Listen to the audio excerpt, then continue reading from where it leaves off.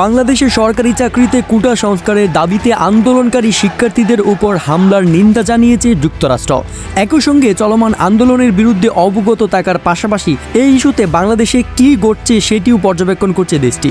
স্থানীয় সময় সোমবার 15 জুলাই নিয়মিত সংবাদ সম্মেলনে এক সাংবাদিকের প্রশ্নের জবাবে এইসব কথা বলেন মার্কিন পররাষ্ট্র দপ্তরের মুখপাত্র ম্যাথু লিয়ার। এদিনের ব্রিফিংয়ে এক সাংবাদিক বাংলাদেশের সরকারি চাকরিতে কোটা সংস্কারের দাবিতে আন্দোলন এবং তাদের উপর হামলার বিষয়ে জানতে চান তার কাছে।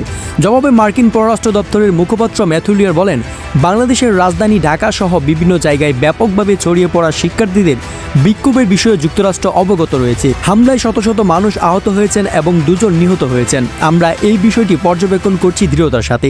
তিনি আরও বলেন, মত প্রকাশের স্বাধীনতা এবং শান্তিপূর্ণ সমাবেশ যে কোনো বিকাশমান গণতন্ত্রের জন্য অপরিহার্য ভিত্তি হিসেবে কাজ করে। আমরা শান্তিপূর্ণ প্রতিবাদকারীদের বিরুদ্ধে যে কোনো ধরনের প্রতিহিংসার নিন্দা করি।